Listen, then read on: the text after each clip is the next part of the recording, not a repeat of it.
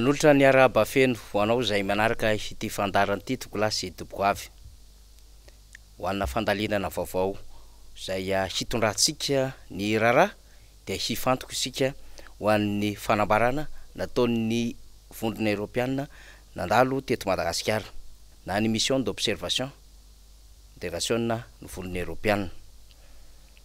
Zava-dehibe ho an'ny fiainan'ny firenena ny fitsidian'ny vondrona lehibe tahaka izao, indrindra mo mahakasika ny raharaham-pifidianana eto Madagasikara. Tamin'ny taona 2024 dia nandrisika ny anatanterahany izany fifidianana zany amin'ny fomba milamina ity vondrona Europiana ity, ary vita ny fifidianana rehefa nijery ny tombana ny zava-misy mahakasika indrindra ny fifidianana nandalo teto Madagasikara izy ireo dia nametraka toromarika samihafa na recommandation izany. Reo toromarika ireo dia mahakasika indrindra ny pitsopitso ny tokony ho alamina hiatrehany fifidianana ho avy eto Madagasikara.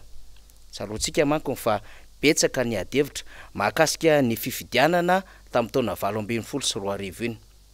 Dia ohatra ny resaka osoka teo amin'ny karaha-pifidianana, ny karaha-panondro, ny voalaza fa anarana miverimberina tao anatin'izany lisam-pifidianana izany, sy ireo tsy fahatomombanana samihafa tany amin'ireo birao fandatsaham-bato izany.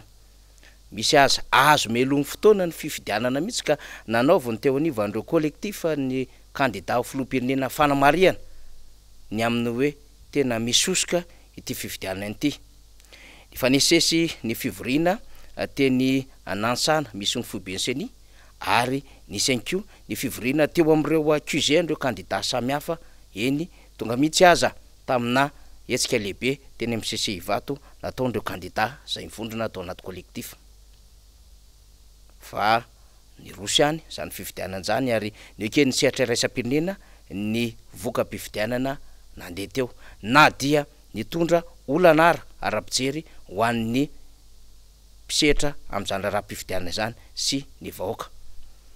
Fa rehefa niteny ny filoha levitry ny seny ary rehefa niezaka namoaka ireo pirofo samihafa ihany koa reo mpisehatra tao anatin'ny raharaha politika ary nandray anjara tanatin'izany fifidianana zany hatramin'ireo fiarahamonina sivily zay mety nanana fahitany ny zotra-pifidianana 2024 ka nanomboka nalaza ny doublant ary nanomboka nametraka ny ayahany amin'ny lisam-pifidianana sy ny fahamarinana ny fiatrehana ny fifidianana ao anatin'ny lalàna iray manontolo na ny fandrafetana izany iray manontolo ny rehetra amin'ny alalan'ny lalam-pifidianana sy ireo ratsana hikarakara sy andrindra ary hamoaka ny voka-pifidianana dia manomboka tonga saina ary voarainy sehatra iraisam-pirenena ny olana ateraky ny fifidianana ho avy eo.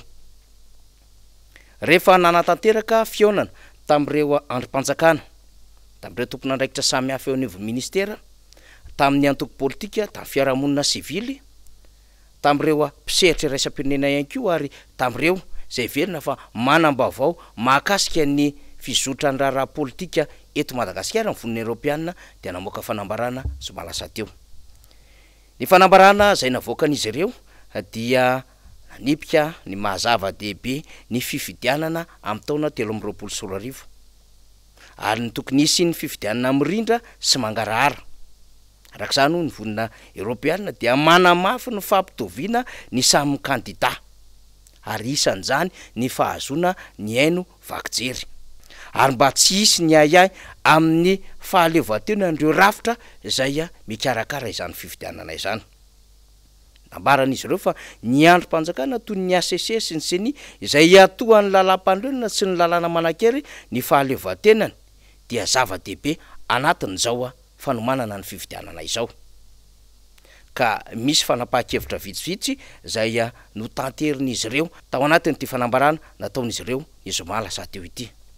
Ao anatin'izany ny fanavoazana tanteraka lisam-pifidianana na ry refond total. Ao anatin'izany ihany koa ny resaka lalàna mifehy ny fifidianana, ny fanatanterahana fikaonan-doha-pirenena mba handraisany rehetra anjara, ary nitondrany ny vondrona Europiana fanazavana ny teo amin'ny fahalalana maneho hevitra sy ny fahalalany ny asa fanaovan-gazety. Tsisy nanam-po izay fanambarana bomba be izy mifitenenana zay navoaka ny vondrona Europiana izany. Raha reo manko ny resahana de tahaka ny efa fomba fiteny mahazatra isan'andro amin'ny fanambarany ny mpanohitra zany ao anatin'ny faneho-kevitra izy ireo. Ary iaina ny fanadihadiana isan'andro am'ireo aino aman-jery eto Madagasikara koa ny fitanisana am'ireo zavatra rehetra ireo. Fa saingy nampiavaka azy dia ny vondrona Europiana no nanambara ity tranga ity. Misy lanjany ho an'ny rehetra izany satria moa matao abaza ny malagasy ary mbola mangataka sy mandoalika amin'ny vazaha eo anatrehany ireo filana samihafa amin'ny fitantanana ny fiainan'ny firenena. Ka na dia nyteny aza ny mpitondra fa tsy mila mpamatsy vola de tsy afabela amin'izany satria zay aloha ny zava-misy ary zay no lalana diavin'ny firenena. Ny vondrona Europiana dia anisan'ny vondrona zay manana famatsim-bola lehibe eto ambonin'ny tany. Ary nandritra izay fotoana jorony dia anisany manana vola miodina izy am'ireo firenena zay mahantra indrindrandrindra eto ambonin'ny tany. Hanaovana fampandrosoana ary hijerevana izay tena fanjakana tsara tatana izay no antom-pijoroany ny vondrona Europiana. Ny taona 570 tamin'ny fahasivy ny volana May no nisy ny fanambarana voalohany 5 taona taoriny ny ady lehibe faharoa ny ampijoroana ireo firenena zay mivondrona ao anatin'izany vondrona izany. Ka i Frantsa sy Allemagne no tena nikarakara nanao ny fandresen-dahatra na ahafahana nampijoro ity vondrona lehibe ity. Ary dia nisy ireo ezaka nentin'izy ireo indrindrandrindra taty amin'ny firenena afrikana. Arak'izany ny foto-drafitrasa, ny angovo, ny sekoly, ny fahaiza-mitantana, ny tontolo ambanivohitra, ny resaka tsy fanjariana ara-tsakafo, ny fitsitsovana indrindra ny lafin'ny maha-olona sy ny sisa dia asa zay anaovan'ny vondrona Europiana ezaka any amin'ireo firenena andalam-pandrosoana sy tany mahantra izany. Madagasikara ohatra dia anisan'ny efa nahazo ireo fitsinjovana zay niarahana tamin'izany vondrona Europiana izany. Ary tena nigoka ny tombontsoa tamin'ny alalan'ireo foto-drafitrasa sy ireo asa marobe ho an'ny zava-misy any ambanivohitra any ho fitsinjovana ny maha-olona na ny tontolon'ny angovo na ny resaka tsy fanjariana ara-tsakafo ary indrindrandrindra ny loza voajanahary izany. Tsy ahivineto ohatra ny famatsim-bola mitetina 1.30 tapitrisa euro avy amin'ny vondrona Europiana sy ny fiarah-miasa tamin'izareo Allemagne nahazona an'ilay fandaharana asa Afafi Sud. Tanjona de ho fiatoana ara-tsakafo sy ny sakafo mahavelona ny mponina any ambanivohitra. Any atsimo nosy sy any atsimo atsinana nosy no resaka tamin'izany ary ministeran'ny fambolena sy ny fiompiana ary ministeran'ny tontolo iainana nanao ny fandaminana rehetrarehetra. Efa nisy koa ohatra famatsim-bola 5 tapitrisa euro na 22 milliards d'ariary. Azontsika ho fitsinjovana ny haitany tamin'ny atsimon'ny nosy ihany ary nanomboka tamin'ny taona 2012 izany ka distrika 7 lehibe tao anatin'ny faritra nosy androy atsimo andrefana no sitraka izany. Tahakan'izany ihany koa ny fanatsarana ny rano fisotro madio tamin'ny alalan'ny Jirama Water Free zay tonga teto mihitsy ny président ny BEI na Banque Européenne d'Investissement ka nitondra lela vola manodidina ny 70 tapitrisa euro ao anatin'ity famatsim-bola ny Jirama Water Free ity. Ny 5.30 tapitrisa tamin'ireo dia avy amin'ny BEI. Ny 30 tapitrisa tamin'ireo dia fanomezana nomen'ny vondrona Europiana. Ry aloha moa zany le 5.30 tapitrisa zay niresahantsika teo dia fampindramam-bola. Fa ny 2.5 tapitrisa euro dia anjara briky eto ny fitondram-panjakana malagasy. Ary tamin'ny fiatrehana ny rivo-doza farany teo moa zay ny sesesy teto Madagasikara dia nanome fiara manidina am'ireo mpiara-miombonantoka ny vondrona Europiana mba hanamora ny fivezivezena sy anafainganana ny fanatanterahana ny famonjena an'ireo mponina niaran'ny rivo-doza ka nizotra nandalovan'izy ireo tamin'izany dia nampitohany mananjary manakara farafangana eny tany amin'ny faritra atsimo atsinana nosy iny. Sombon'ireo tantaraina amintsika ireo fa zava-dehibe arak'izany ny asa nataon'ny vondrona Europiana teto Madagasikara. Ary raha mijery amin'ny foto-drafitrasa ny resahantsika ireo sekoly, ireo trano misy fahasalamana ary ireo lalana dia saika dia tana ny voniny Europeanina avokoa sy famatsimbolany no nahafana ny karakara ireny. Mazava ho azy arak'izany fa akoatra ny Banque mondiale dia ny vondrona Europeanina no miara-miasa akaiky a Madagasikara. Zay mbola nahazotsika famatsimbola tamin'ny fed fa 20 na 11e fed farany teo. Ary efa miroso mandinika ny 12e fed am'izao fotoana izao ny am'izay fiara-miasa Madagasikara sy anamafisana am'izany endriky ny fiara-miasa zany ny vondrona Europeanina sy Madagasikara. Ny fepetra rehetra nefa ahazona famatsimbola ao anatin'ity fed ity zay fa nikatsika ny tombontsoa ahafahana mampandroso ny firenena nandritra zay lara ny fed rehetrarehetra zay na 12 na 20 na 7 na 9 sy ny sisa tany aloha rehetra tany de nahafahana nitondra ezaky ny fampandrosona teto anivon'ny firenena. Ny paka reny ary voarainy vaoaka amin'ny akabeany rehefa tsara tatana ny endriky ny fitantanam-bola zay omeny mpamatsy vola iraisam-pirenena. Karaha iverenantsika ny adevitra zay noresahan'ireo hiraka mpanaramaso ny fifidianana vondrona Europeanina zay nandalo ary nitondra ny fomba fijeriny ny amin'ny zava-misy eto Madagasikara de misy ekinandony raharaha avokoa zany rehetrarehetra izany.